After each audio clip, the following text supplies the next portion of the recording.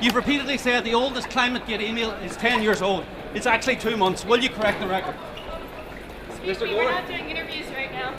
Mr. Gore. Mr. Gore, will you correct the record? We're not doing interviews right now. Excuse me. We're not doing interviews right now.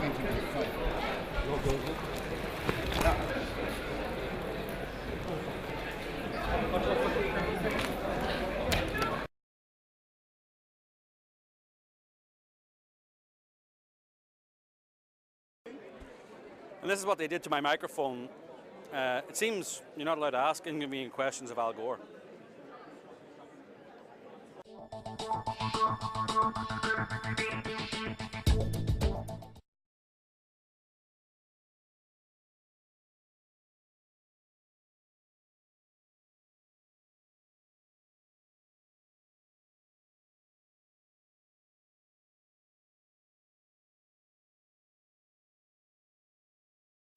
Vice President Gore made some startling and in some cases I think deeply misleading assertions.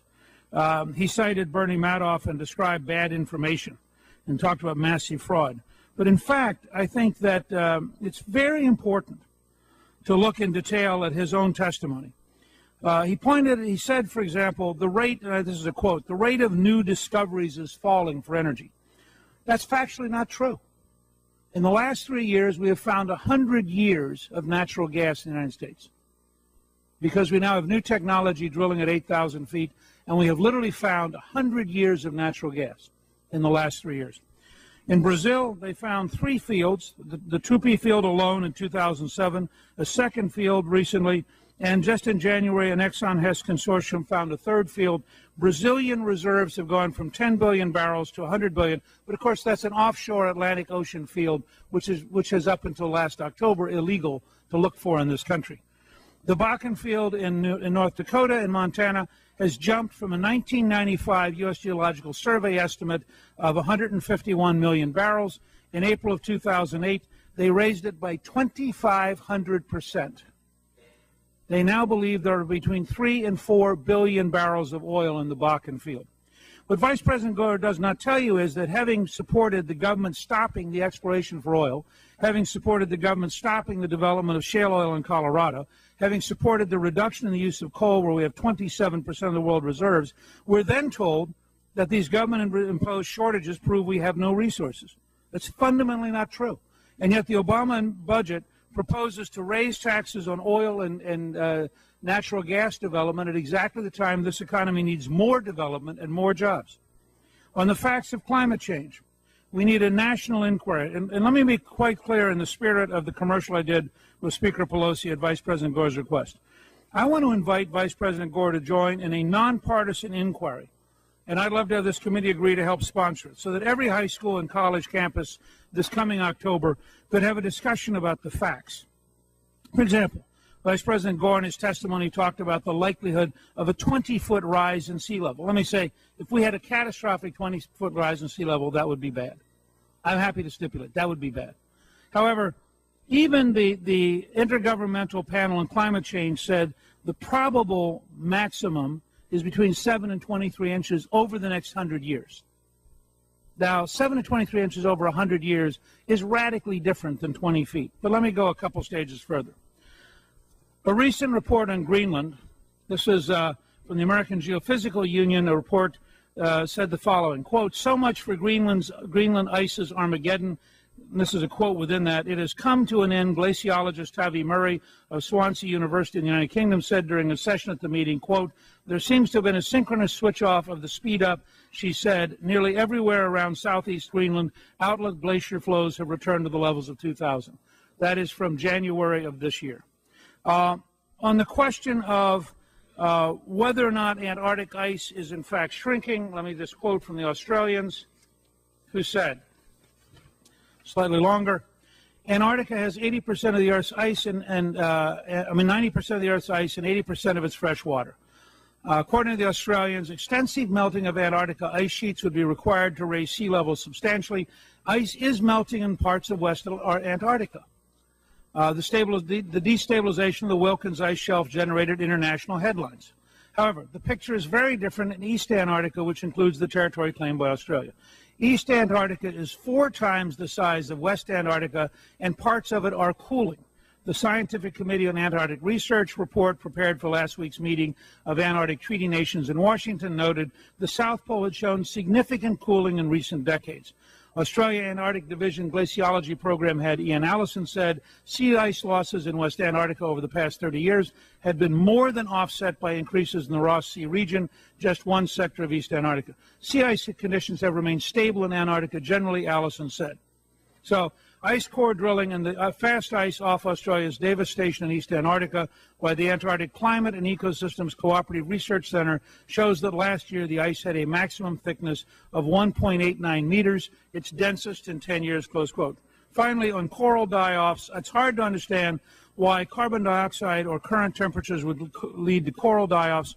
Coral was very abundant in earlier eras when the Earth's temperature was as much as 10 to 15 degrees warmer, and atmospheric CO2 was 2 to 7 times higher. I'm an amateur paleontologist. I would be glad to take the Vice President to the Smithsonian or the American Museum of Natural History, where we can look at all sorts of marine invertebrate life, which is collected as fossils because, in fact, they use carbon quite effectively. All I'm suggesting is that there is a sufficient debate over facts, not over theories, over facts, that would be very useful to have an inquiry on every college and high school campus, allow everyone to present their evidence and discuss, in a way, a genuine dialogue about this.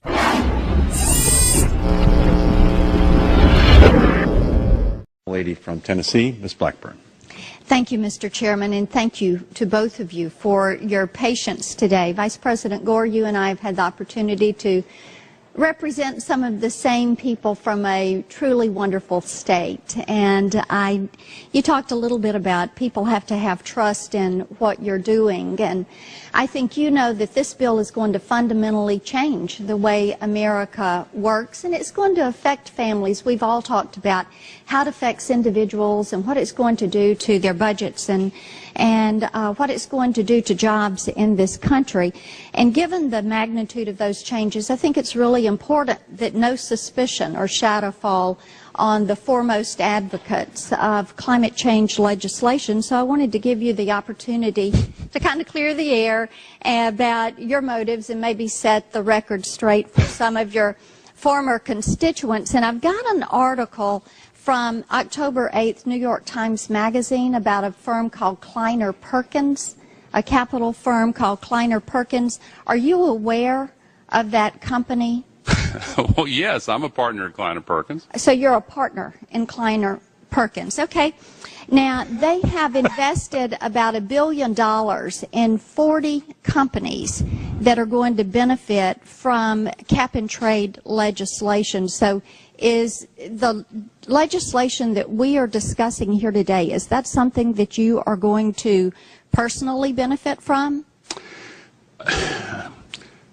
I believe that the transition to a green economy is good for our economy and good for all of us.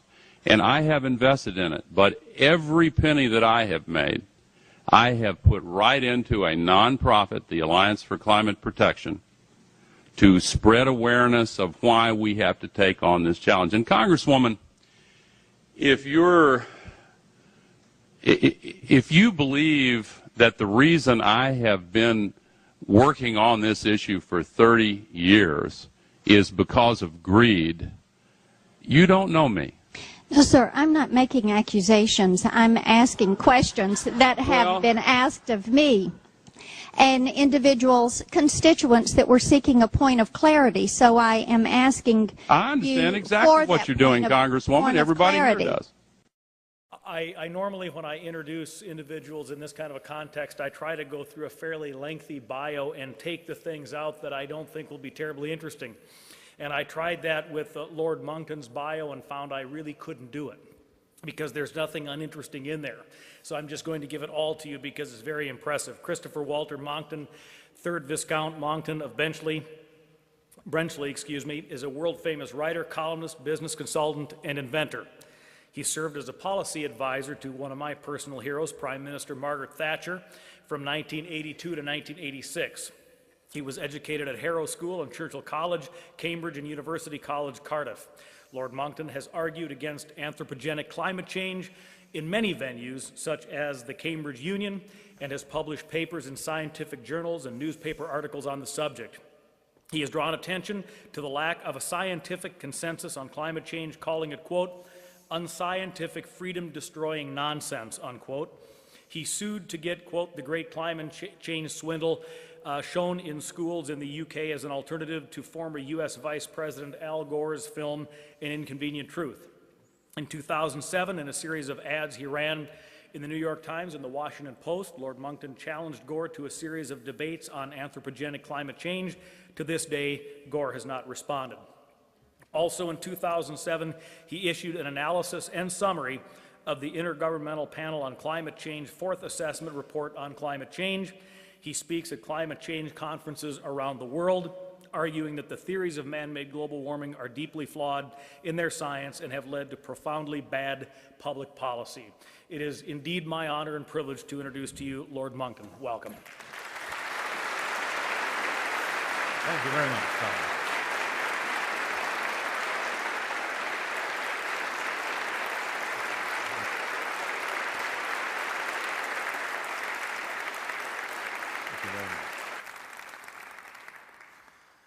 Hello, Minnesota. I'm practicing to run for president. I understand that all I need is a nice, freshly minted Hawaiian birth certificate.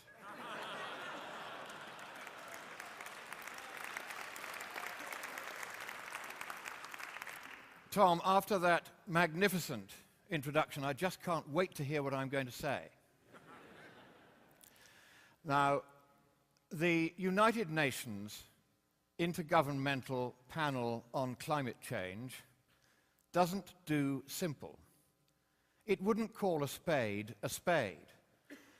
It would call it a one-person-operated, manually controlled, foot-powered implement of simple and robust, yet adequately efficacious lignometallic composition, designated primarily, though by no means exclusively, for utilization on the part of hourly paid operatives deployed in the agricultural, horticultural, or constructional trades or industries, as the case may be, for purposes of carrying out such excavational tasks or duties as may from time to time be designated by supervisory grades as being necessary, expedient, desirable, apposite, or germane with regard to the ongoing furtherance of the task or objective in hand, or on the other hand, underfoot Secretary-General.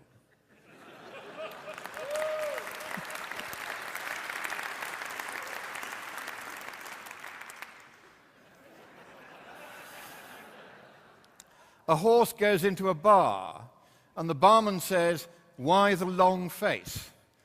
"Because it's a horse, you idiot." Most of the points I'm going to be making to you today will be as blindingly obvious as that, because one of the curious features of this debate, which you will have noticed yourselves, and I'm very pleased to see so many of you who have turned out on a cold night to come and hear this, is that the forces of darkness, I call them the bedwetters for convenience, have managed to make the absurd seem obvious and the obvious seem absurd. And so we are going to turn that back and make the obvious obvious once again. Now, one thing I'm not going to do in this presentation is to say that we can screw up the environment as much as we feel like, that we can just make a mess and pollute and take profit from messing up the planet. And I thought that film we've just seen made the point very well, that it is in fact the richer countries that keep a cleaner environment. If you go to the former Soviet Union, or still worse to China or to India, the filth and pollution are indescribable. Why? Because the poverty is monstrous. The same in Africa, the same in parts of South America, in the great cities like Mexico City, Sao Paulo. Terrible filth, squalor, and pollution, and death from pollution. And we don't want pollution, we want a clean planet. And therefore, we do not want, for we are all environmentalists, we all love the planet that the good Lord has given us. And he's given us the stewardship of it. Genesis chapter 1, verse 22. Very clear what our obligations are as stewards of the planet. We are to look after all that is in it and over it and under it and swimming in the sea. And we are not, therefore, to exercise that stewardship given to us by our Creator in an irresponsible fashion. Therefore, it is important that we do not waste money, effort, time, or resources on non-problems, such as global warming, as I shall show you that it is. Now, the gentleman you see on the Iraqi banknote there flourished 1,000 years ago. He is Abu Ali ibn al-Hasan ibn al-Husayn ibn al-Husayn ibn al-Haytham. And he was one of the foremost mathematicians and scientists of his day. And in those days, scientists were rather beautifully described as seekers after truth. And he said, the seeker after truth does not simply believe in any old consensus. He checks. And that's what the scientific method is about. It's about checking. Now, one final preliminary point. This card was produced by George Monbiot, a kind of fun environmentalist in the UK, a true believer in the global warming superstition, who believes that I am one of the 10 most dangerous global warming skeptics on the planet. So he produced playing cards, and I am the 9 of diamonds, known as the Curse of Scotland. And you'll see me there dressed up in my Gilbert and Sullivan attire, but I can assure you I've been paid not to sing tonight. But one point I do want to make is that you must not believe a word I say. I am not Al Gore. I am not going to tell you what the truth about the climate is.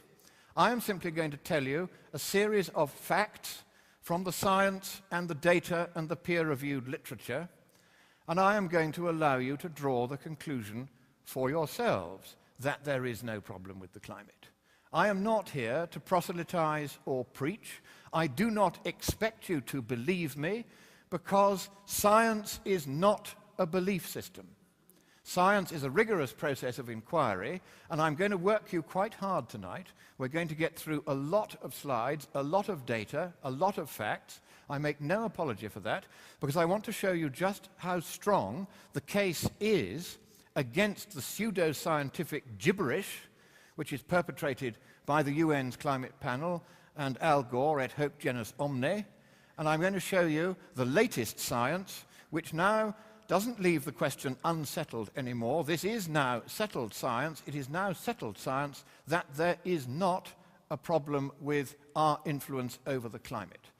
The science is in, the truth is out, and the scare is over. Now, just a quick straw poll before I start on the scientific bit. How many of you here believe that global warming is any kind of global crisis?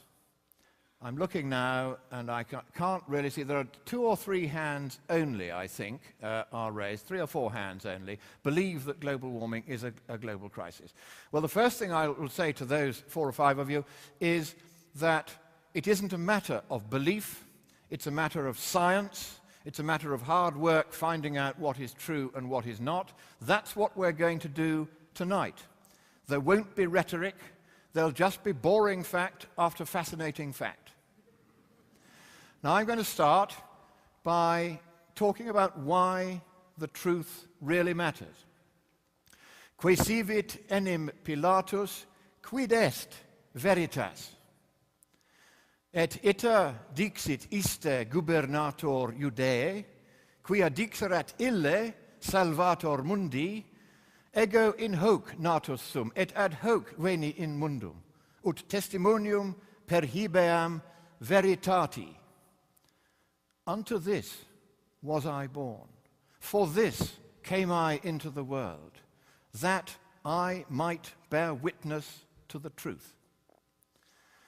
Now, those words of our blessed Lord are a perfect mission statement for anyone who, like me, has had the honor to play a part in the formation of public policy. We are there to bear witness to the truth.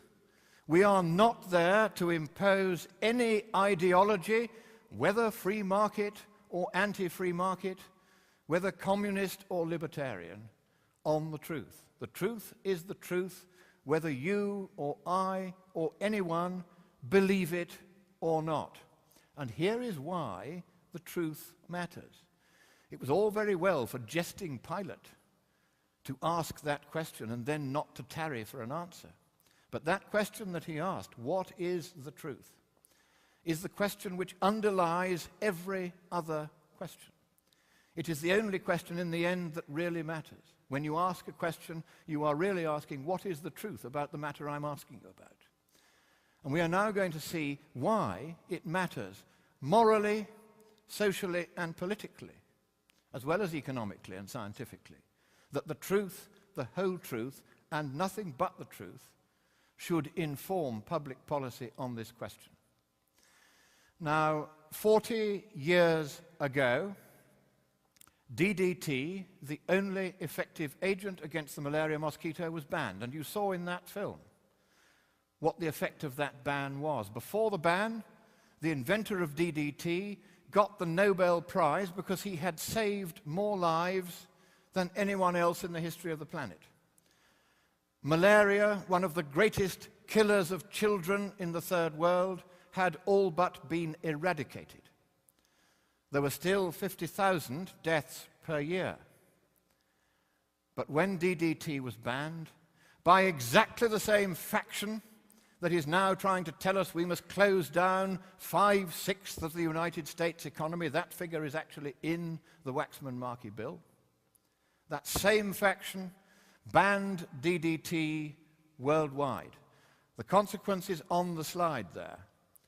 The number of deaths went up from 50,000 a year to 1 million a year and stayed there for 40 years. 40 million people, nearly all of them children, died of malaria solely and simply because DDT had been banned for no good scientific reason or environmental reason whatsoever. And it was only after every single one of the people responsible for that dismal, murderous decision had retired or died that on September the 15th, 2006, Dr. Arata Kochi of the World Health Organization said, normally in this field, science comes second and politics comes first. But we will now take a stand on the science and the data, and he ended that ban on DDT and made it once again the front line of defense against the malaria mosquito, after pressure from me, among others. But the left, the environmental left, the intolerant, communistic, narrow-minded faction that does not care how many children it kills, is campaigning once again for DDT to be banned, because they do not want children to be born in the third world. They want as much of humanity as possible, it sometimes seems to me, to be wiped off the face of the planet. And there is a better way to control population than to withdraw the one effective agent against one of the world's biggest killers. And that is to raise the standard of living of the poorest. That has long been a moral imperative. Since the time of our blessed Lord himself, it has been a moral imperative that we help our lords the sick and our lords the poor. And we work for them, and we raise them up, and we make them healthy, and we make them wealthy. Because if we make them wealthy, then their populations will stabilize. This is something that every demographer knows perfectly well. Make the population wealthy, and it stabilizes. Keep it poor, and it will continue to increase. Make it poor if it was wealthy, and it will start to increase again. And if the environmental left were really serious about saving the planet from a huge CO2 footprint, which, as I shall show you, doesn't matter at all, then the first thing they would do is pursue policies that would not, as the extinction of 5/6 of your economy would do, make you poor, but they would be trying to make everybody rich.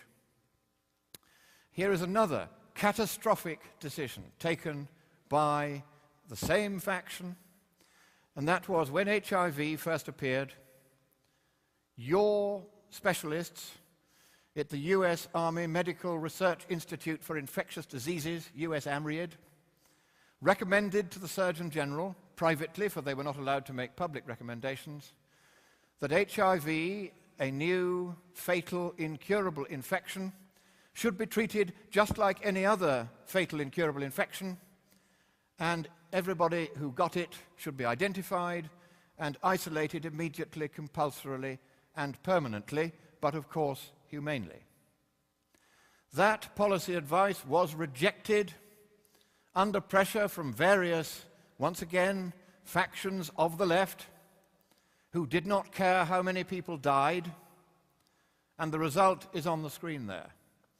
Since that time, 25 million dead, most of whom need not have died if that policy had been followed, as it had with smallpox and other diseases that are fatal. Smallpox now eradicated, but AIDS not eradicated. No cure in sight, and 40 million people that we know of, and heaven knows how many that we don't, infected and doomed to waste away and die. And in third world countries, that is a big deal. Sub-Saharan Africa, 7.5% of the population infected.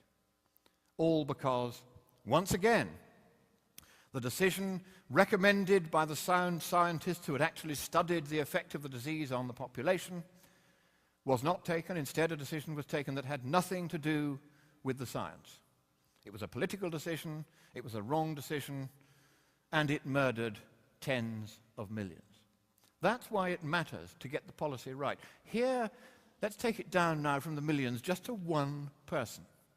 This lady, pictured by Reuters, contracted HIV from her husband. She passed it on to two previous boys who died. The boy you see here, visibly sick at her breast, died a month after this photograph was taken. She died a year later. That's what it means if policymakers are careless or reckless, or they pursue political agendas without regard to the cost, sometimes for people in faraway lands of whom we know too little, people who depend utterly upon us to get these decisions right. The responsibility of policymakers, therefore, is an honorable but also an onerous one. It is for us to get these decisions right, and that is why I am here today, because I want now to talk through with you how we get the science and the economics of this global warming scare right for good and all, so that those few of you who still at the moment think we do have a problem, and I entirely respect your opinion and understand where you're coming from in view of the way the media and the politicians and quite a few scientists have misled you, I'm going to show you how you can find out and work out the truth for yourselves. For the truth alone is worthy of our entire devotion. Here is what happens if we get it wrong.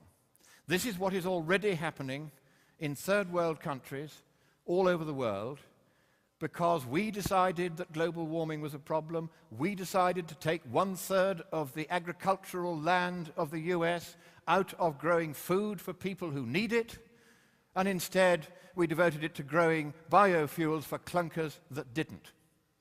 And the effect has been the doubling of world food prices in just 2 years, according to the World Health Organization, and also according to the World Bank, which has done a survey to explain this sudden jump in world food prices. Now, for us, paying $2 instead of $1 for a burger is an inconvenience. For the people in Haiti, like the gentleman you see here, who are living at the moment on mud pies made with real mud, they were paying 3 cents each for those mud pies, and those mud pies were just about keeping them alive. The price of world food doubled. The price of mud pies doubled. I told this story recently at a conference in Madrid of government and opposition leaders. And a lady in the front began crying. And I said, "I'm sorry to distress you." And she said, "I've just come back from Haiti. Now they can't even afford the mud pies." There have been food riots in a dozen regions of the world in the last 2 years. You will not have seen these food riots reported almost anywhere in the West. Let's just have a head count. How many of you have seen these food riots reported? A few, but only a few. How many of you have seen those food riots reported with the same enthusiasm and repetitiveness as you have seen the global warming scare reported? Not a hand goes up. Of course not. So, there is the energy policy that Africa is now suffering under. The energy source is timber, energy transmission on the backs of the poor, energy use in smoke-filled huts with no proper chimneys, where the children die of smoke-related diseases. That is the fate which those who believe in the climate scare would not only like to remain in Africa, but they would like to inflict that upon us as well. It is as crazy and as wicked as that. So now we come on to what I'm going to flash through very, very quickly, because there are just so many of the lies that are being told by those peddling this scare. You will be able to determine for yourselves very easily that these are lies. I'm going to show you that they're lies, and you're going to then be able to check, because copies of my presentation on disk, with each slide shown and each slide annotated, are available from the organizers of this event. And you just get in touch with them, and it'll help to raise funds for them. They won't be sending any funds to me. This is funds for them. They'll sell you a disc, and you can look at each of these slides in more detail later. But I am going to go through them very, very quickly now. So first of all, then, here is a few instances of where they tell you that they're going to lie. This is the first chairman of the UN's Climate Panel Science Panel, Sir John Horton. He wrote in a book on the subject, "Unless we announce disasters, no one will listen." Stephen Schneider, who says we have to offer up scary scenarios. Then Stephen Guilbeault of Greenpeace, global warming can mean colder. It can mean drier. It can mean wetter. That's what we're talking about. Where do they find these people? And then we have, of course, our old friend Albert Arnold Gore. I believe it is appropriate. I can't do his dreadful accent.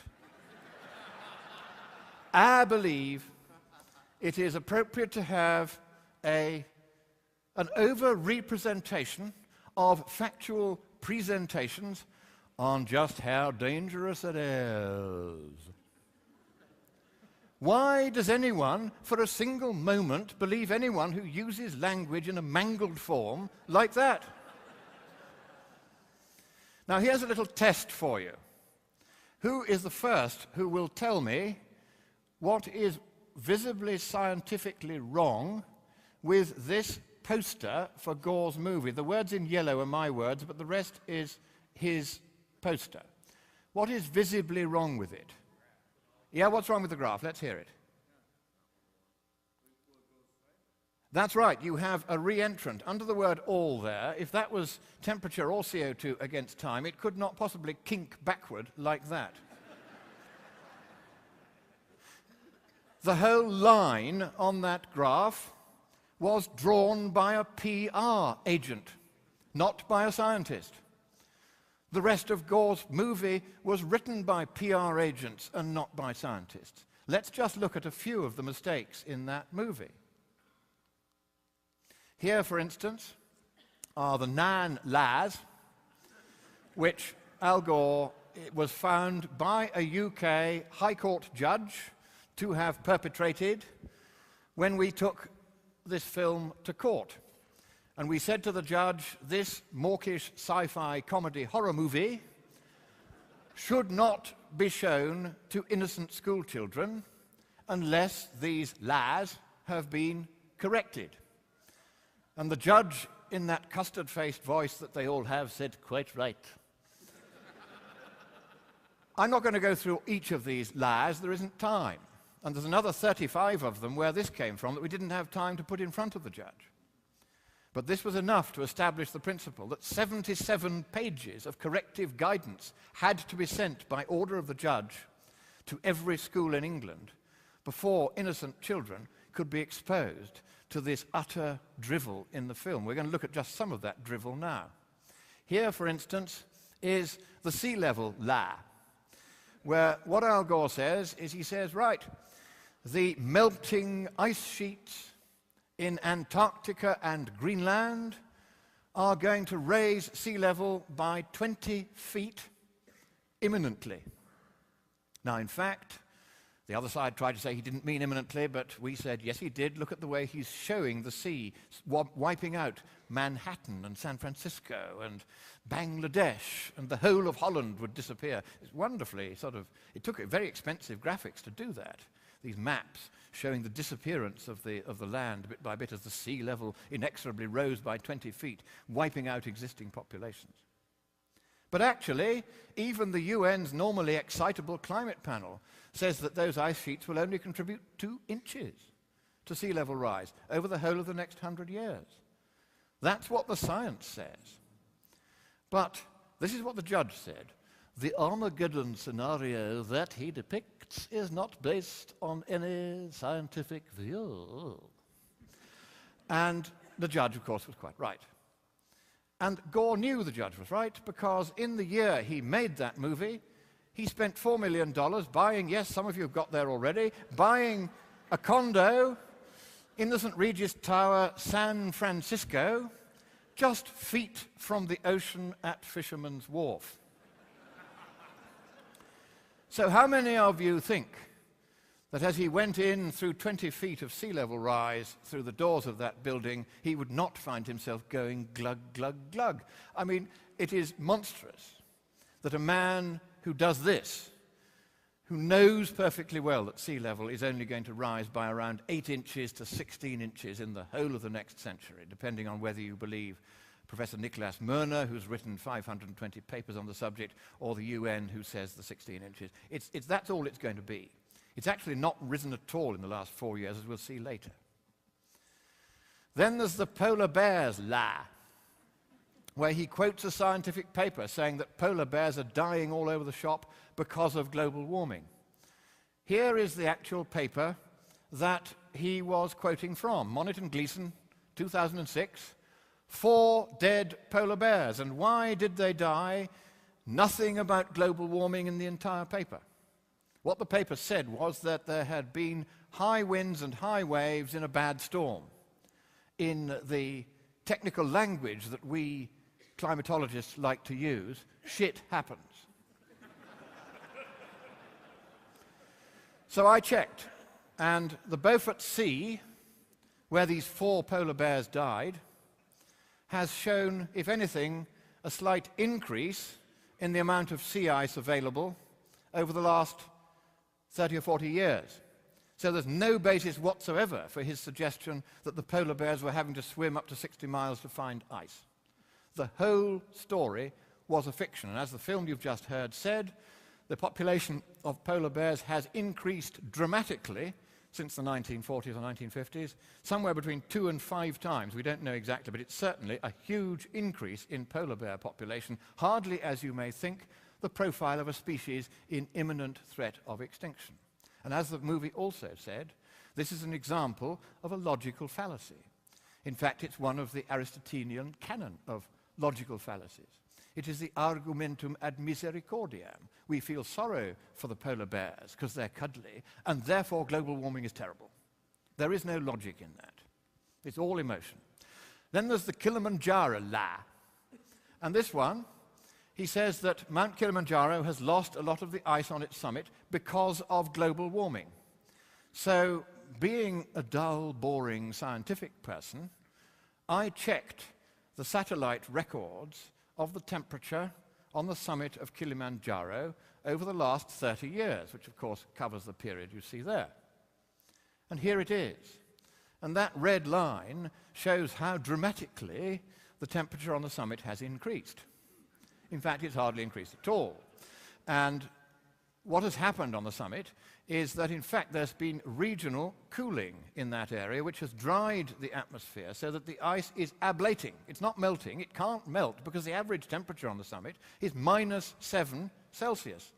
That's about 12 or 14 Fahrenheit degrees below freezing. And even the maximum temperature is well below freezing, about 3 Fahrenheit degrees below freezing, the maximum temperature ever reached in that period. So what's going on? There's the cooling. That's from NASA, showing the cooling in that region. So whatever else was causing the ablation of the snows of Kilimanjaro, it certainly wasn't any kind of warming, whether global or other. And all of the scientific literature makes that entirely plain. Look, for instance, at Molg et al. 2003. Plenty of papers on this. And most of that ice had already melted by the time that Hemingway wrote The Snows of Kilimanjaro in 1936.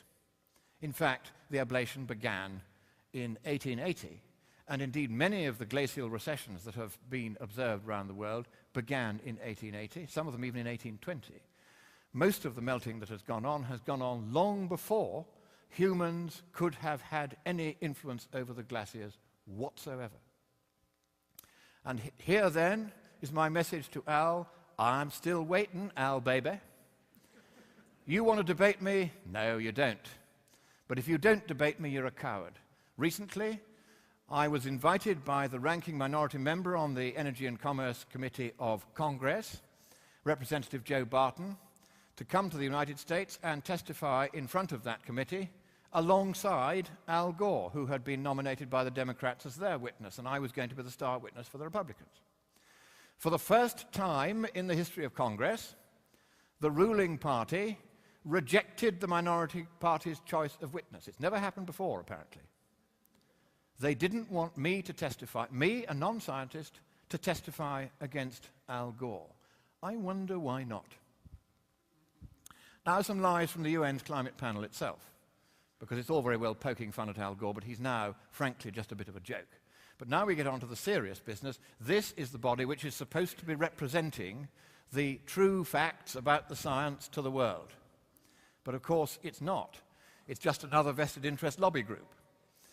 The first thing they did was, in 1995, Ken Overpeck talked to David Deming, a scientist who's expert in reconstructing past temperatures, who'd had a paper successfully published in Science for the first time. Overpeck congratulated him. Deming told the story 10 years later. And he said, we have to get rid of the medieval warm period. Now, Overpeck is one of the UN's scientists. We have to get rid of the medieval warm period. Not we have to check whether there was one, check how big it was, check where it happened and where it didn't. No, we have to get rid of it. And here is how they did it. There you will see the 1990 UN report's graph. I've colorized it a bit. I've spelt medieval correctly, but otherwise I've left it alone. And you will see the medieval warm period up there on the left, a kind of camel's hump. It's very clear. You can see the little ice age in the middle there, and then a tiny little pimple on the right, which is today's temperatures. Not exactly an exciting picture. But they were quite honest in the 1990 report. There was the medieval warm period. But then, 1995, Overpeck comes along and says, we have to get rid of the medieval warm period. Here is what they did by 2001. Same graph, but this time, no medieval bump. And look what has happened to temperature in the 20th century. A huge surge. How have they done that? Notice the small words, northern hemisphere temperatures.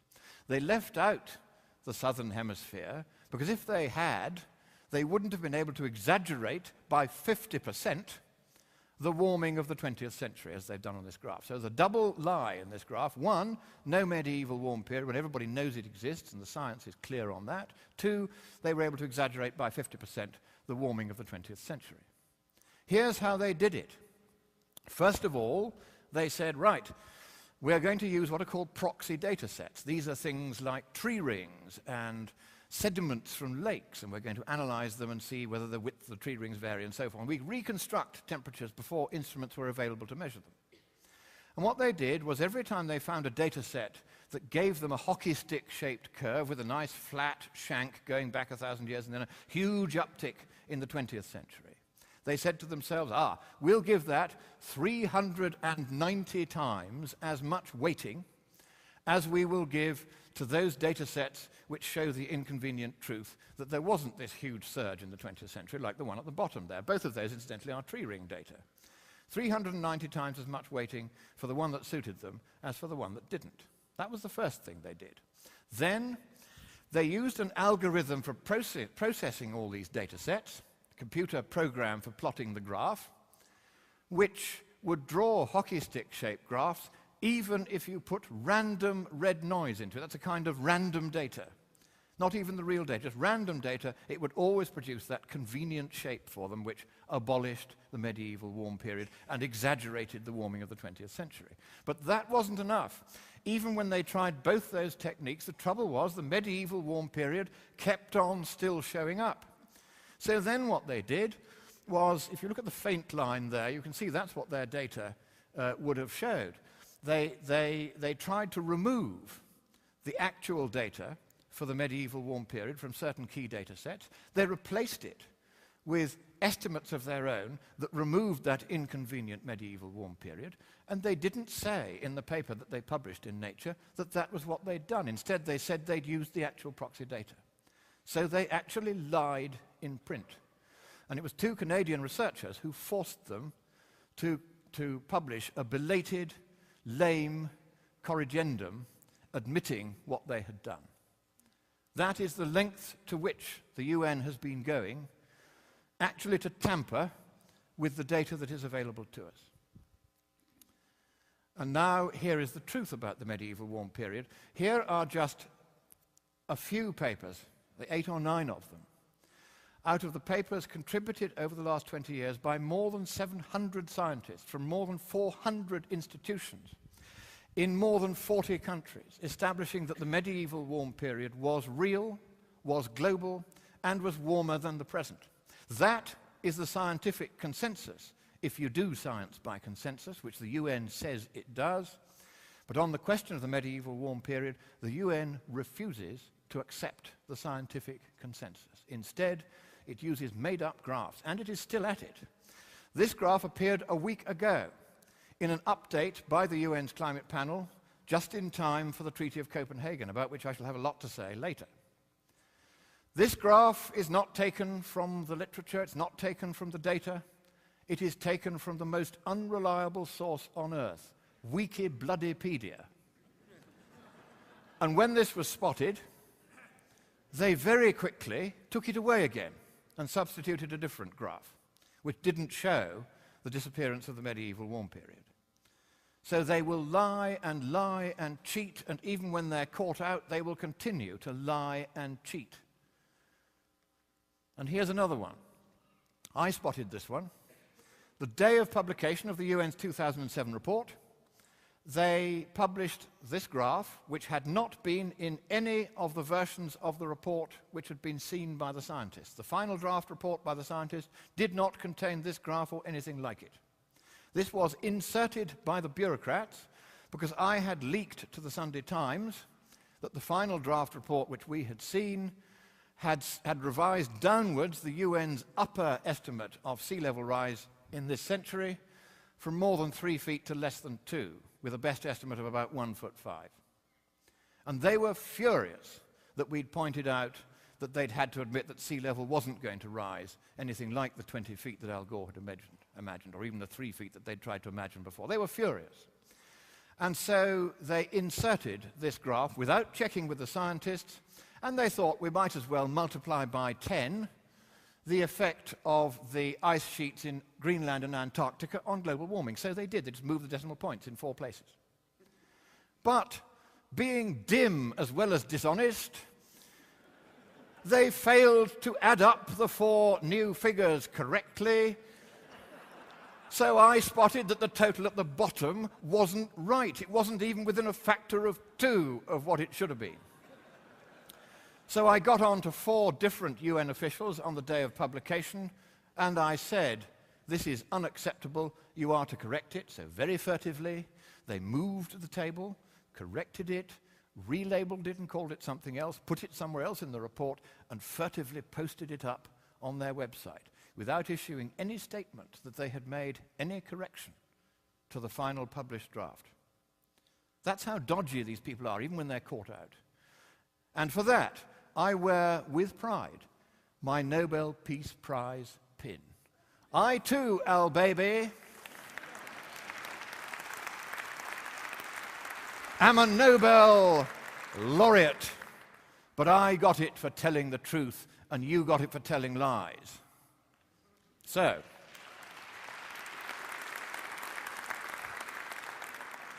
the 2,500 IPCC scientists lie. The IPCC, this is the UN's climate panel, it says that 2,500 scientists participated in this dismal report they've just produced in 2007. Al Gore last week in Madison, Wisconsin, inflated that to 4,000. The number of scientists who actually contributed to the crucial chapter of that report, which says that most of the warming of the last 50 years was our fault, was 50. The number of reviewers who rejected that conclusion was 60. But the IPCC's documents are not peer-reviewed in the accepted sense. If the reviewers say this is rubbish, but the authors say we are sticking to the line, and this is what we're going to say, it's the authors who prevail. And they paid no attention to the reviewers. But also, we now introduce the main question to which we need to know the answer in order to decide whether we have a climate problem or not. In policymaking, the art is to distill an apparently complex question into something simple that we can actually answer. And that question is this: by how much will the world warm in response to a given proportionate increase in the atmospheric concentration of carbon dioxide? That's the central question. Everything else is dross, because if the answer to that question is not very much warming, then all the scare and all the other problems that you see all over the UN's reports and all over the media fall away, baseless. Now, the UN cites only 4 scientific papers in support of the values of the 3 parameters which, when multiplied together, yield final climate sensitivity, the amount of warming you get for a doubling of CO2 concentration. Just 4 papers written between them by about a dozen researchers. Not 2,500 and not 4,000. Now we come on to a lie in the 1995 report, and this is one of the most extraordinary lies of the lot. Time and again, the scientists in that report said we cannot find any anthropogenic or human signal in the climate record. We are having no effect on temperature as far as we can see. They said it 5 times very clearly. Here's one sample of it, here's another, and now watch this. Here is what the bureaucrats did. They rewrote the final draft, yet again, after it had been cleared and signed off by the scientists, to say the exact opposite. The body of evidence now points to a discernible human influence on climate, and that has been the official line ever since. Here is the latest lie in the 2007 report, the iconic lie there. They're attempting to show that global warming is accelerating. Implication that our CO2 emissions are accelerating, and this is causing a more rapid rate of warming. This is a statistical lie known as the start point or end point fallacy, where you take a jiggly-uppy downy data set like temperature. You don't know which way it's going to go next, a stochastic data set. If you choose your start points and your end points carefully enough, you can make it look as though any trend you want is happening. Here they've tried to show a rising trend. I'm now going to take the same data, but I'm going to take the more recent end of it, between 1993 at the present, and I'm going to choose my own start points. Look at this. Top left, 1993 to the present. Top right, 1997 to the present. Bottom left, 2001 to the present. Bottom right, 2005 to the present. We're heading for a new ice age.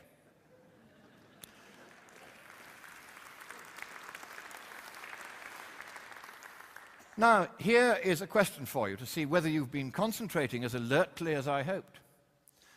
Which of those 2 graphs is nearer to the truth? Hands up for the UN's graph. None, I think. Hands up for my graph. A few. Hands up for neither. Much more. And those who said neither are correct. Because remember, I started out by saying this is a bogus statistical technique. Every time you use it, it produces results which could only be right purely by accident. It is invalid whether you do it to try and show a falling temperature or you do it to try and show a rising temperature. And I merely gave you that example to show how easy it is to bend the data in the way that the UN has done. And it is a disgrace that a public authority in receipt of taxpayers' money from around the world should dare to produce a graph like that one that we've just seen. That should never have been done. It is a clear, continuing instance of deliberate bad faith. And now here is the truth. Do you know that the guy who runs the science panel of the UN's climate panel, is he a climatologist? Nope. Is he a physicist? Nope. Is he a mathematician? Nope. He is a railroad engineer. So we have removed his railroad lines from this graph, and we've added his lordship's much grander purple lines. And you'll see they all run in parallel. And what that means is that the warming rates from 1860 to 1880 and from 1910 to 1940 are exactly the same as the warming rate from 1975 until 1995, when all global warming stopped, and there hasn't been any since. So there is no anthropogenic signal whatsoever in the temperature record, just as the scientists correctly concluded in 1995 before the IPCC, the UN's climate panel, rewrote their paper. So now just a few lies from the scientific community. Who can guess what kind of a lie I'm illustrating here? Anybody? Yes, it's our old friend, the start point fallacy. They decided they would start this graph just in 1970, the intention being to show that hurricanes are getting far worse because of global warming. And that's what the paper concluded. So I, being dull and boring and scientific, went and got the rest of the hurricane activity record. So we go on then to a lie which was told by the Director General of the National Climatic Data Center, Tom Carl, when he and I testified alongside each other in front of the Energy and Commerce Committee of Congress earlier this year. I produced this graph. I'm sorry that the text is not entirely clear, but what I'm saying here is that there has been global cooling for the last 8 or 9 years. Statistically significant and rapid cooling. How many of you have seen that reported in any major news medium recently? Not many, no, not even one perhaps. There you are. They don't tell you the elementary facts about the climate.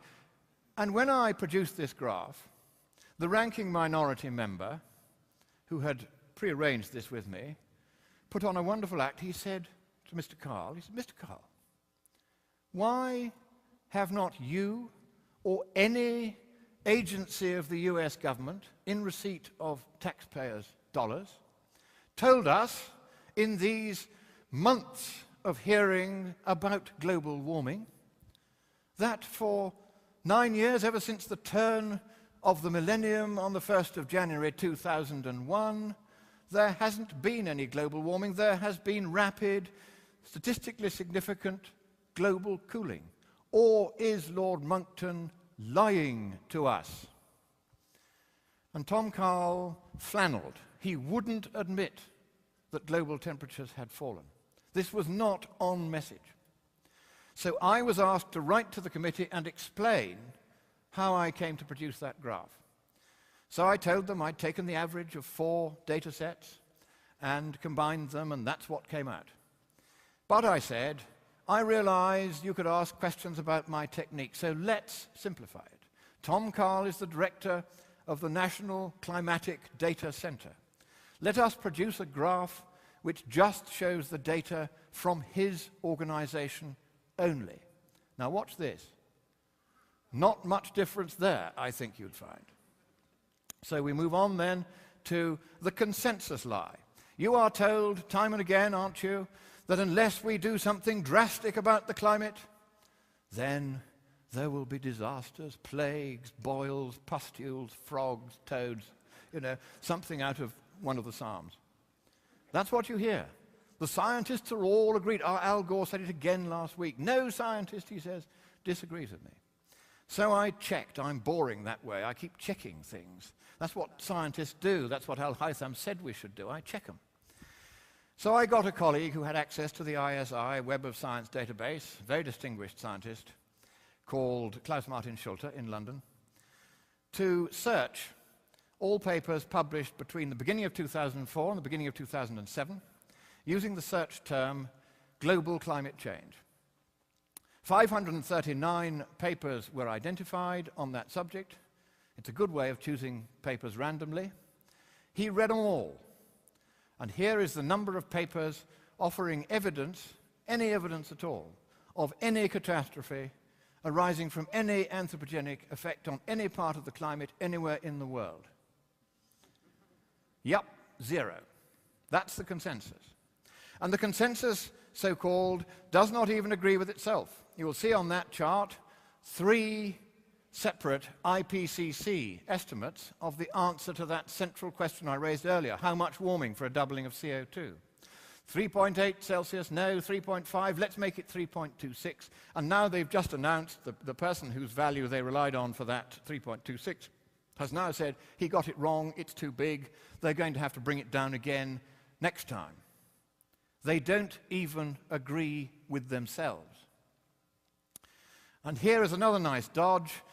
You take a temperature record going back 100 years, but that's inconvenient because it shows global cooling, or actually it shows local cooling, of course, at Santa Rosa. This is our old friends at NOAA again. And so what they do is they process the data. They leave this end of the century alone, but the 1930s they alter, and hey presto, we get global warming, just like that. We reprocess the data. There's no scientific basis for doing this. Now, I was intrigued when I came across this, so I had a look at the data from NASA GISS this time for 1,200 US temperature stations. As they had processed it and shown it in 1999, and again in 2008. And once again, the same technique is being used. They are actually accelerating the rate at which they're exaggerating the warming of the 20th century, because they cannot bear to admit that actually there hasn't really been anything like as much as they say there has. And here is another lie. Niels Axel Mørner, doing the most thorough investigation of sea level ever done anywhere in the Maldives in 2004 to 2007, concluded there'd been no sea level rise in the Maldives for 1,250 years. None. And he found this tree in leaf lying on its side on the seashore, but still in leaf. He stood it up to take this photograph. And I'll tell you why he did, because he went away and asked the locals how come there was a tree lying by the seashore still in leaf. Had the sea surged up and swamped it? Oh no, they said. A team of Australian environmentalists had come past. They'd seen the tree there, 40 years old at least. They'd realized that since it was right by the shore, this would be rather good evidence that there'd been no sea level rise in all of that 40 years. And they knocked the tree down so that nobody else would be able to see it. Just their bad luck that, like the UN's bureaucrats forgetting to add up the bottom of the table, they forgot to take the leaves off. And they're lying to children as well. They lie even to children. This book was written and produced by the producer of Al Gore's movie. What she did was to switch the captions on the graphs for temperature and CO2 going back 650,000 years so that she could show that it was CO2 that had changed first and temperature that had followed, when the unanimous opinion of the scientific literature, by a very simple series of measurements, shows that it was exactly the other way around. It was temperature that had always changed first and CO2 had followed. And she wrote the text that you see there, stating this lie, and when we drew her attention and that of her publishers to this lie, they point blank refused to correct it. They didn't deny it was a lie, but they would not correct it. And this in a book for children. So now we move on to the truth about what has been happening to temperatures. You're going to like this. I got this from Professor M.I. Bhatt of the Indian Geological Survey when I was asking him what was happening to the Himalayan glaciers. They're doing fine, by the way. He's got 200 years of records from the days of the Raj, when we first began monitoring these things, don't you know?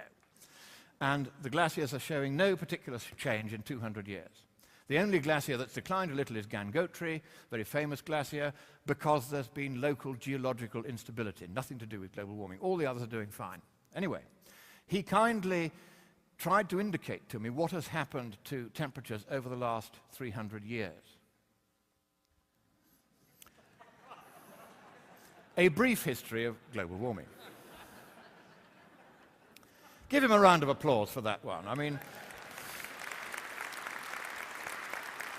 these scientists have a wonderful sense of humor. They really do. And this is a guy, diligent researcher, really knows what he's doing, loves his glaciers. How many of you can tell me how many glaciers debouch from the Himalayan plateau into India? Anybody? Anybody guess? 20? No. 9,575. It's quite extraordinary how many glaciers there are. Most of them haven't been visited. How many glaciers in the world? More than 160,000, most of them in Antarctica. So let's look on now at the history of temperature, then going back 650 million years, 550 million years, back to the Cambrian era, 550 million years ago. Oh yes, I remember it well. And at that time, I remember this, CO2 concentration was 20 times what it is today. And the amusing thing about that is you hear about ocean acidification, which is another complete nonsense. It's their fallback. They've gone from global warming to climate change. They've gone from climate change to energy security. And they can't go quite from energy security to absolute rubbish, so they're going to go via ocean acidification on the way. Now, what are they doing here? In the Cambrian era, that was when the calcite corals first achieved algal symbiosis, when there was 20 times as much CO2 in the atmosphere as there is today. All we're talking about, all the UN is talking about, is we may be able to double or perhaps even triple CO2 concentration before we run out of fuels to do it with. So there's no way we're going to get to those concentrations ever again. It's clearly going to do no harm whatsoever to the corals. And look at how little correlation there is in that graph between temperature in blue there and CO2 concentration in black. Plainly, CO2 is only a bit part player in all this. And here is the last 10,000 years of what's called the Holocene warm period. And you can see that most of the time it's been warmer than it is today. And, sorry, went past there. Now this one is the earliest instrumental temperature record we have, the Central England temperature record. And it shows, between the arrows there, that between 1700 and 1735, a third of a century, temperatures rose in central England by 4 degrees Fahrenheit. They managed just about 1 degree Fahrenheit in the whole of the 20th century. And the significance of 1700 to 1735 is that was before the Industrial Revolution began. We could have had nothing whatever to do with that temperature increase.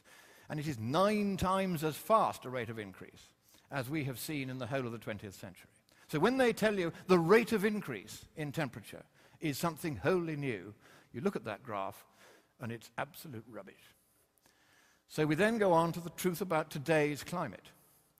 Now, the curious thing about these truths is that you will not have seen them in almost any major news medium. First, we've seen temperature falling. Then we see it really is cooling. Then we see that sea level follows, Arctic sea ice extent follows a nice, regular sine wave curve. And each different colored line there is a different year. This year's line is in red, and as you will see, it's just very much where it always has been. There's nothing spectacular about that. You may have heard, because the newspapers have gone on and on and on and on about it, that in the 15th of September 2007, at the summer sea ice minimum in the Arctic, there was about 27% less ice than there normally is. And this was blamed, of course, on global warming. But it was nothing to do with global warming. It was to do with unusually strong winds and currents coming up from the tropics, as a NASA paper records. And you can see there, the purple is the sea ice extent in 2007 at the summer minimum, then 2008, and then 2009, where the sea ice extent on September the 15th, just a couple of weeks ago, was 24% higher than it had been in 2007. How many of you have seen that figure reported? No, I thought not. And here then, wait a minute, yes, is Greenland. You have all heard, let's have a hands up on this, how many of you have heard that Greenland is melting away? Yes, that's right, you've all heard that. Right. Here is a paper by Johannessen et al., very diligent Danish researcher, using laser altimetry. And what he found was that between 1992 and 2003, the average thickness of the vast Greenland ice sheet increased by 2 inches a year, a total of nearly 2 feet over the period. Not exactly what you see reported in the newspapers. I couldn't believe this because I'd seen so much in the newspapers. I thought, well, maybe we got a bit of ice loss in Greenland. So I checked.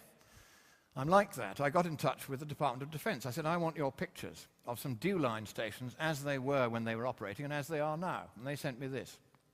On the left, as they were operating, on the right, as they are now, gradually being surrounded by ice and firn and snow as the ice sheet builds up and up and up and gets thicker and thicker and thicker. There is visual Mark I eyeball confirmation of Johannessen's result.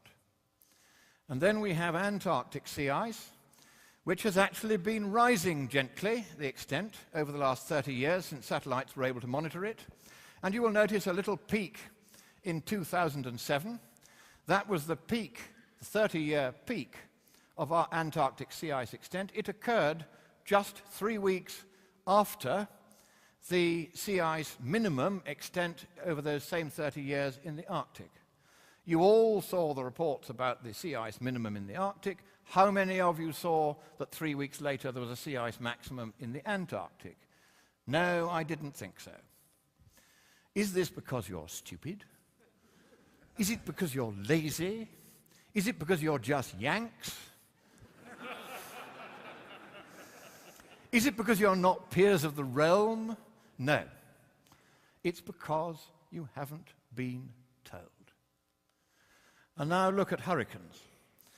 The hurricane activity is a measure of the frequency, duration, and incidence of hurricanes and typhoons and tropical cyclones all around the equator, added up into a 12-month running sum. It reached its least extent in the last 50 years just a few weeks ago, and none of you will have seen that reported either.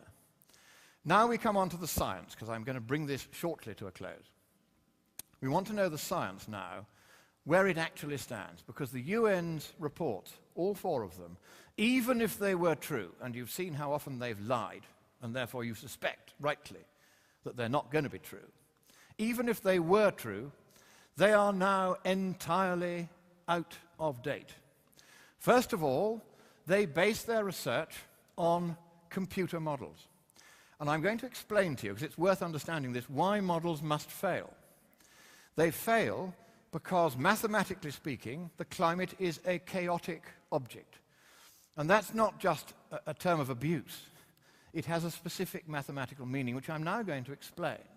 If you don't know the initial values of the parameters that define the climate object, and there are millions of them, to an extremely high precision, then you cannot make very reliable, very long-term predictions of the climate. What does very long-term mean? It means more than a few weeks.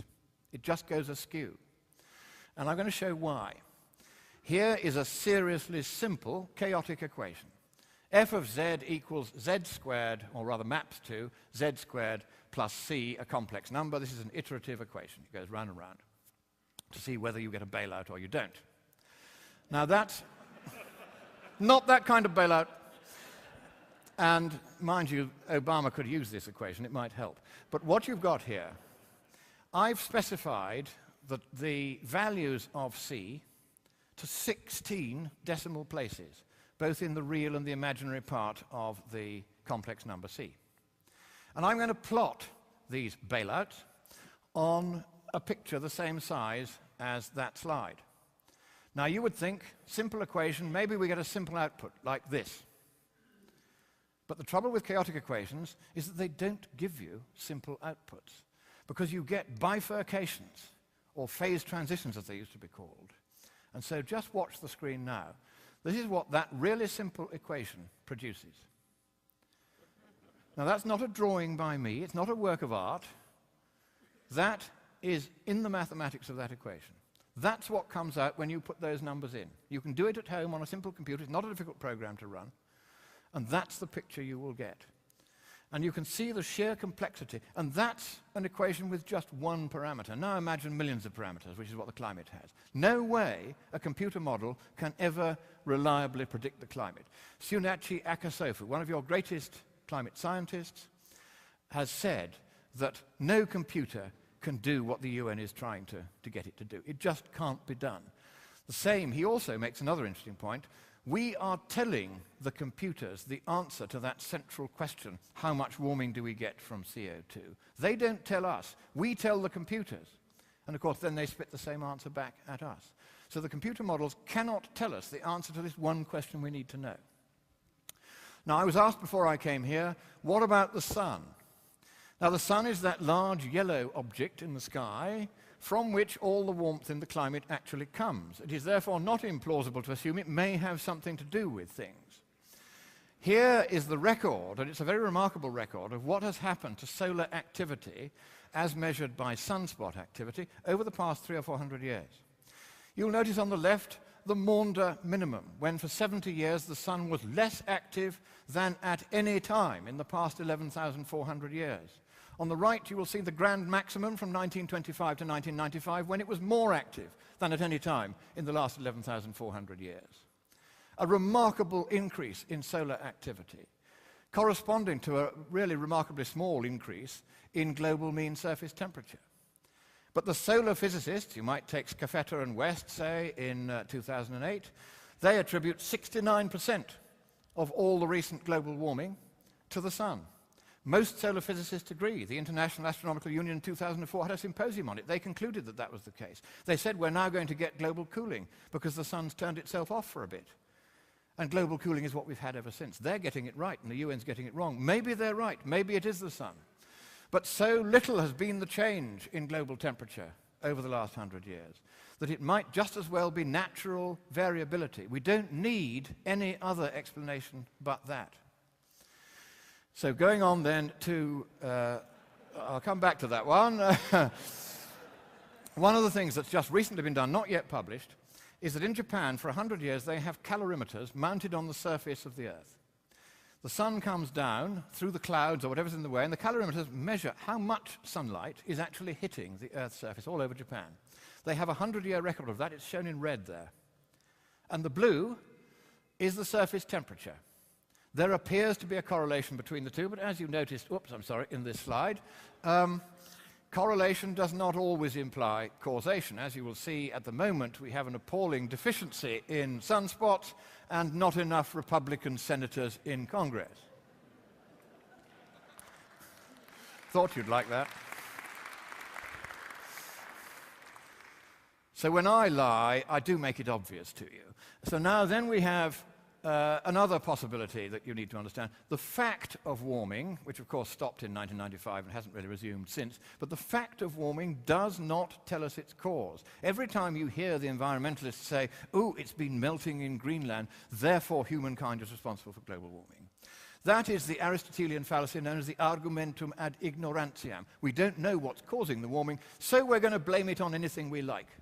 That is not a rational or logical argument. And it might just as well be Al Gore with his flamethrower on the surface of Greenland. So then we have CO2. This is what it's all about, isn't it? CO2. CO2 now occupies, get this, 1 1/10,000th more of the atmosphere than it did in 1750. That is all, 1/10,000th. And if we try really hard and don't cut down our CO2 emissions, we might be able to occupy another 1/2000th part of the atmosphere in the whole of the next 100 years. That is all. And here you can see the actual record of CO2 concentration in the atmosphere taken by NOAA. I think they got it right this time. And you'll see the IPCC zone in blue there, and the inset projects it out to 100 years. And you'll see that the little thin pale blue line is well below the IPCC's exponential curve because it's only rising at a linear rate at the moment. That one measurement, that one circumstance, requires all of the IPCC's temperature forecasts to be divided by 2 because there just isn't going to be that much CO2 in the atmosphere, even if we don't make any reduction. And now the sea is cooling. Now this is a serious blow to the official theory because it is agreed among all parties that the sea should be warming.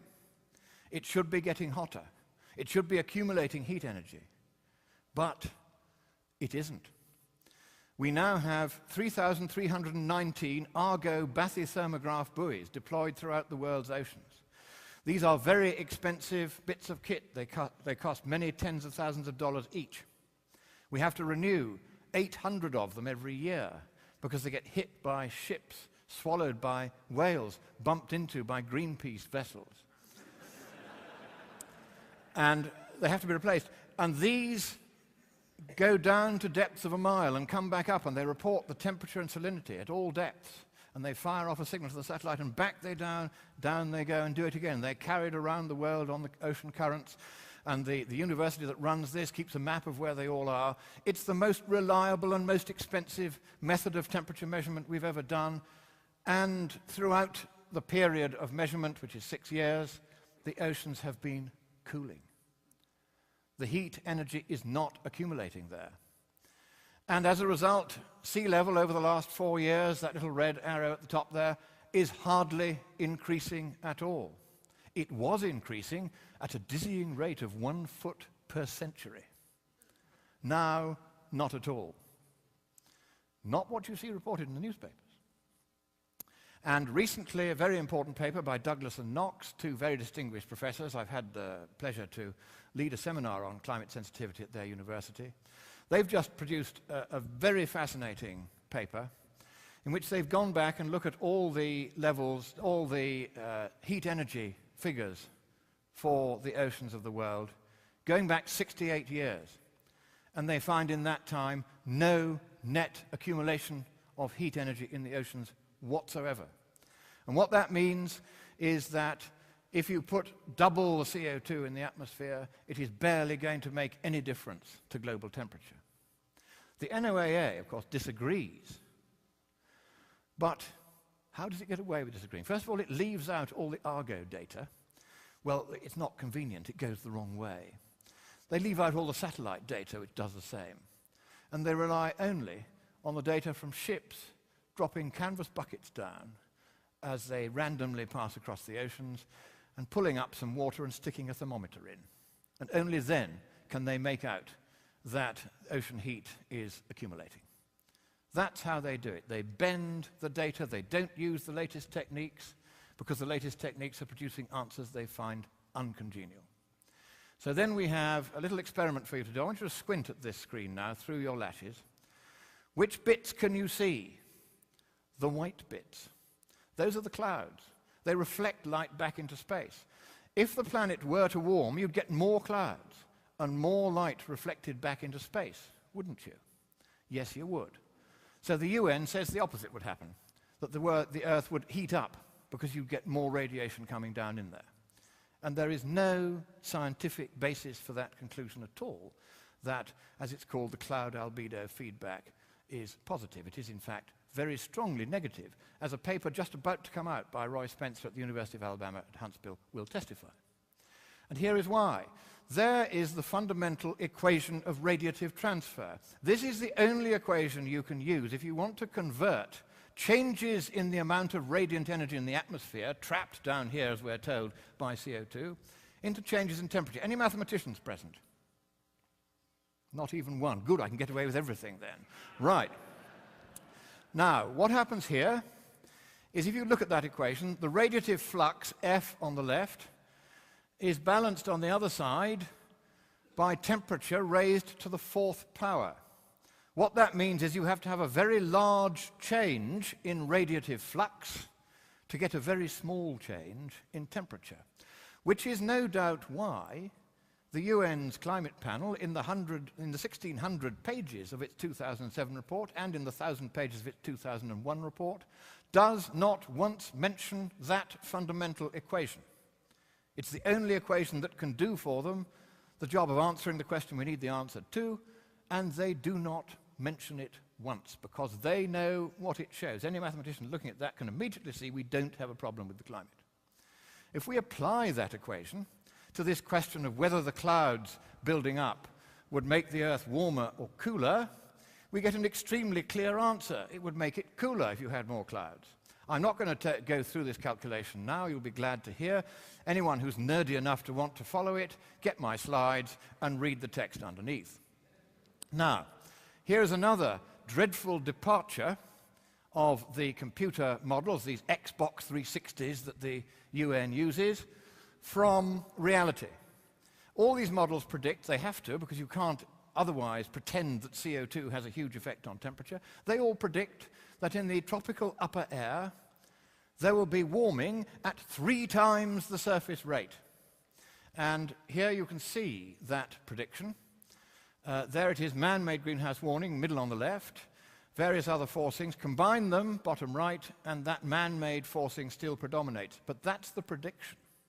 Here it is again, more predictions from different UN climate models. They all predict this tropical mid-troposphere or upper troposphere hotspot. You have latitude from left to right, south to north, and altitude going up. So you can see it's in the tropics, in the upper air. There should be this tripling of the surface warming rate. Now, the inconvenient truth about this particular prediction is that we can check it by doing a boring thing called measurement. What we do is we send up radio sondes on balloons which report back what they find in the way of changes in temperature, or we fly up in a plane and we drop sondes, or we try and do it by satellite. Now, all of these are subject to a certain amount of uncertainty, but here is what the data actually show.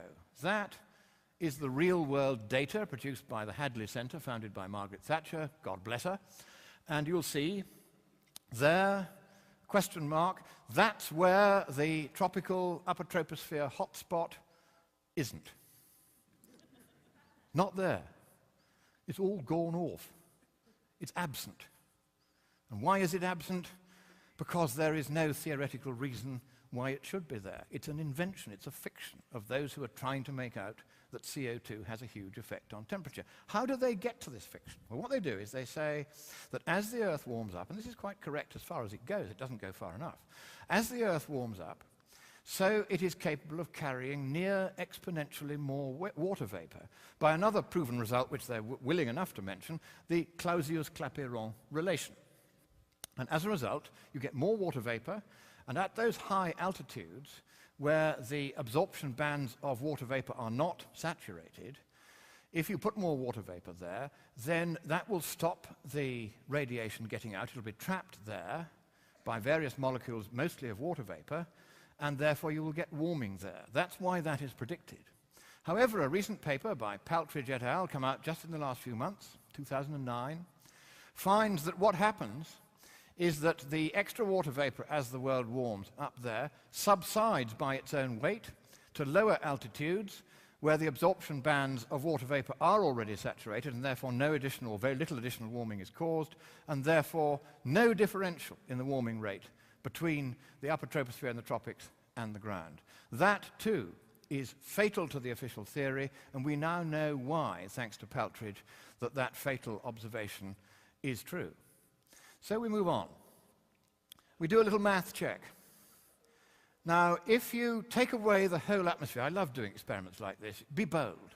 We take away the whole atmosphere, the cryosphere, the biosphere, and the hydrosphere. Take them all away and just leave the lithosphere. A rock the same kind of composition as Mars, the same distance from the Earth and the same size from the Sun as it is now. What would be the surface temperature? We use that magic equation, the fundamental equation of radiative transfer at the emitting surface of a planetary body. It tells you immediately what the temperature is. And it's only 33 Fahrenheit cooler than it is today. What does that mean? It means that the entire greenhouse effect of the entire atmosphere, once you net off the albedo effect of the extra clouds that appear, is only 33 Fahrenheit. That's the entire global warming effect of the existing atmosphere. And now what the UN is trying to tell us is that if we alter 1/2000th of the composition of the atmosphere over just the next 100 years, somehow that is going to have the same effect as 1/6 of the existing atmosphere. That is how totally absurd the high climate sensitivity value assumed by the UN actually is. And now we're going to prove it.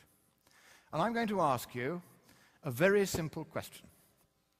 I'm going to ask you, if we warm up the surface of the Earth, does the amount of radiation coming out from the Earth and going back into space at the top of the atmosphere, A, increase, B, stay the same, or decrease?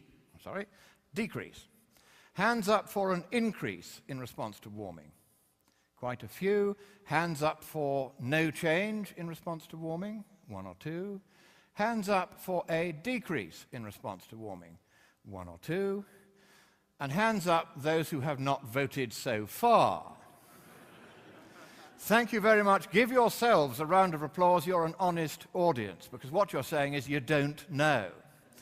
Now, that is an interesting experiment to me. I've not yet found an audience that did know, and I speak on this stuff all over the world.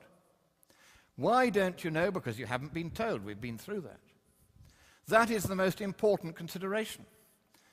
Because we have to know, don't we, whether or not radiation is being trapped in the Earth's atmosphere by all these extra greenhouse gases, perhaps reinforced by extra water vapor as the Earth warms. That's what it's all about. And yet we can't answer that simple question. And why can't we answer it? Because we have not been told. They do not wish us to know the answer. We're going to see why they don't wish us to know the answer in a moment. Here are 11 Xbox 360s. Here we have 11 models. Temperature going from left to right, and on the y-axis, the vertical axis, the outgoing radiation. As you can see, as temperature increases from left to right, the models are all told to predict, they don't work this out for themselves, they're told to predict that the amount of outgoing radiation will diminish. So those of you who put your hands up for diminution, you are at least reflecting the official position as the models are told to believe. But once again, and this is completely fatal to the official theory, once again, we can measure, can't we, how much radiation is getting out from the Earth's atmosphere. And we can correlate it, can't we, with changes in temperature at the Earth's surface, because we can put a satellite up there and just watch. And we had to wait 20 years to get enough data to do this right. And it was done and published just last month by perhaps the greatest living climatologist, Professor Richard Lindzen of MIT. How many of you have heard of him? Then I want you to give him a round of applause. Come on.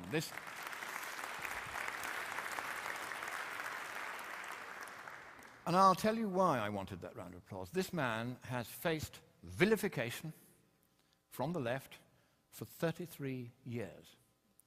They have attacked him for taking money from oil companies, which he hasn't done. They have said his research is no good. They have isolated him, they've cut him off, but they haven't been able to take away his tenure. He's clung to that by his fingernails and continues to do some of the best academic research in the world on the climate. And he has been waiting 20 years to accumulate enough data from the Earth Radiation Budget satellite to produce this result. Do you notice? Yes, do give it a round of applause. This is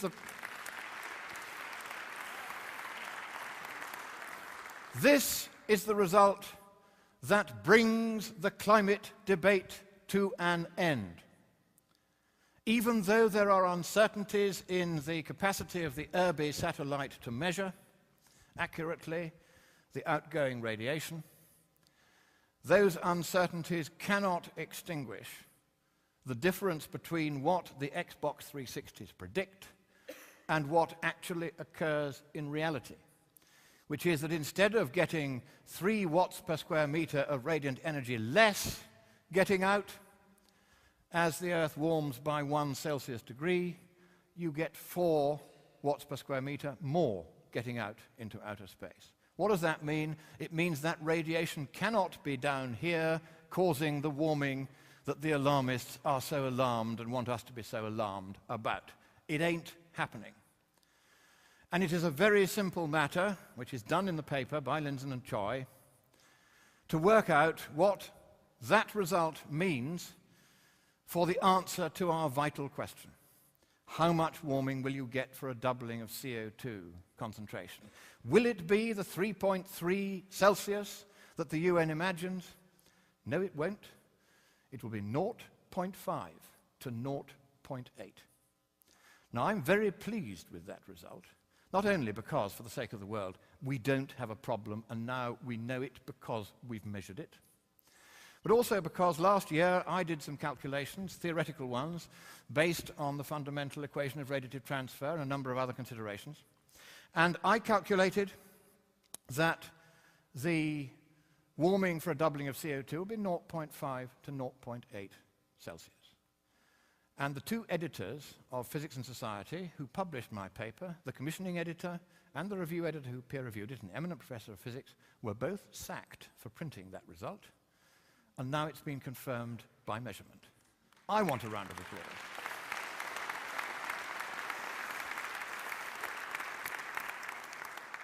So here are just a few of the errors we've been looking at, and Houston, we have a problem. Not with the climate, but with the official theory, which now lies before you in tatters.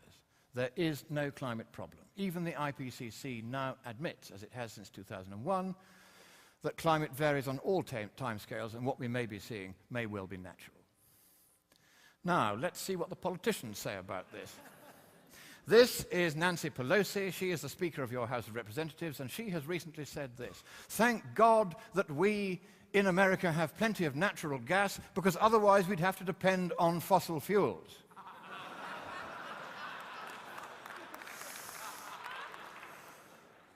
Henry Waxman has said that if the Arctic ice melts, all that tundra will be releasing methane into the atmosphere. Just one problem: the Arctic ice cap is entirely over seawater. Then we have John Holdren, who 30 years ago said we needed a population police to stop all those third world countries breeding. And he also said that we had to do this because we were heading imminently for a terrible ice age, and the ice on Antarctica would build up so fast that it would pour into the sea and cause a tidal wave of proportions never before seen in human history. James Hansen of NASA, a figure of complete fun nowadays, predicted in The Guardian earlier this year that sea level would rise by 75 meters. That, in your language and mine, is 246 feet. And look what would happen to the Washington Monument if that were the case. Then we have Arnie Schwarzenegger. The debate is over. The science is certain. Now we must act. Boy, I'm glad we have climatologists like him telling us what's going on. Well, that's the traffic light tendency. They call themselves green because they're too yellow to admit they're really red.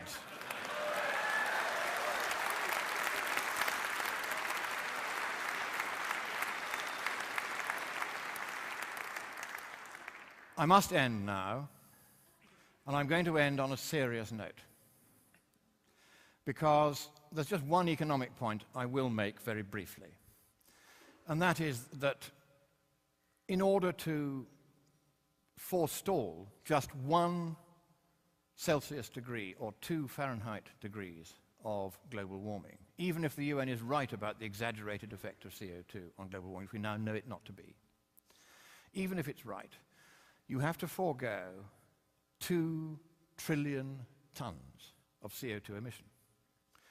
Now that's the equivalent of 67 years of the world's entire output of 30 billion tons a year. You have to close down the global economy entirely, go back to the Stone Age without even the right to light a fire in your caves. That's what you'd have to do just to knock off 2 Fahrenheit of global warming, so-called. That's all you need to know about the economics of global warming in one slide. There's no point in doing anything whatsoever about it except to adapt as and if necessary, which we now know we don't even need to do. That's the end of the debate on the economics. There it is. That's the effect of the Waxman-Markey bill, even if it were implemented in full, which is not going to be, on temperature and on sea level.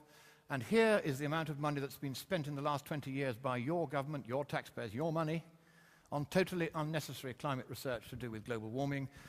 Obama announced in his stimulus package another $80 billion just for the next 3 years on the same subject. Totally unnecessary, totally wasted.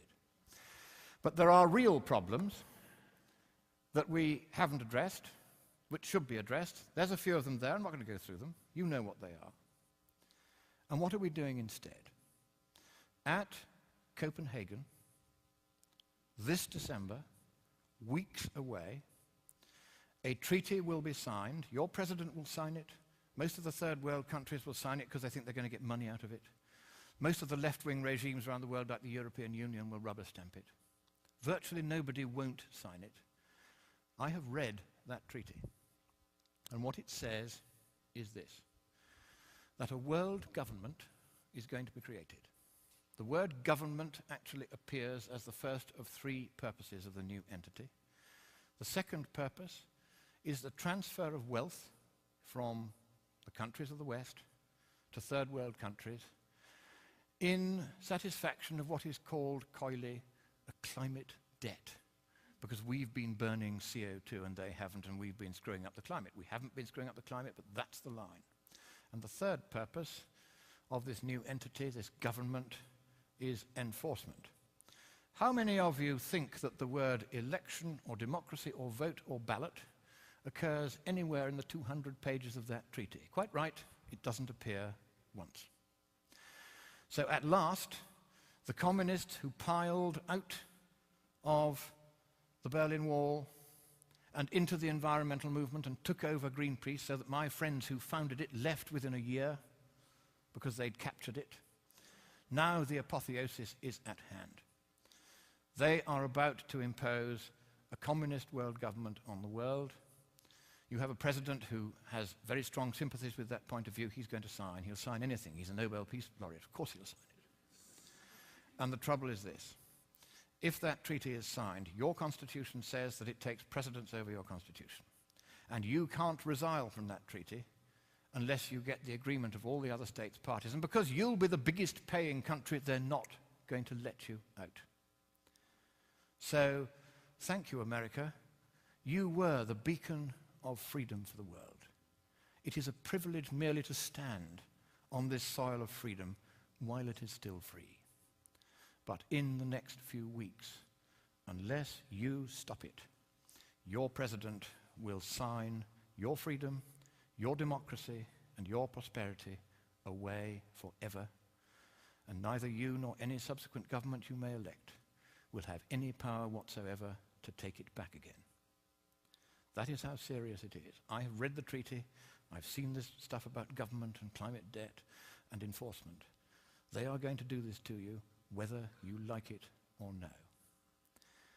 But I think it is here in your great nation, which I so love and I so admire. It is here that perhaps at this 11th hour, at the 59th minute and the 59th second, you will rise up and you will stop your president from signing that dreadful treaty, that purposeless treaty, for there is no problem with the climate, and even if there were, economically speaking, there's nothing we can do about it. So I end by saying to you the words that Winston Churchill addressed to your president in the darkest hour before the dawn of freedom in the Second World War. He quoted from your great poet Longfellow. Sail on, O ship of state. Sail on, O Union, strong and great. Humanity with all its fears, with all the hopes of future years, is hanging breathless on thy fate. Thank you.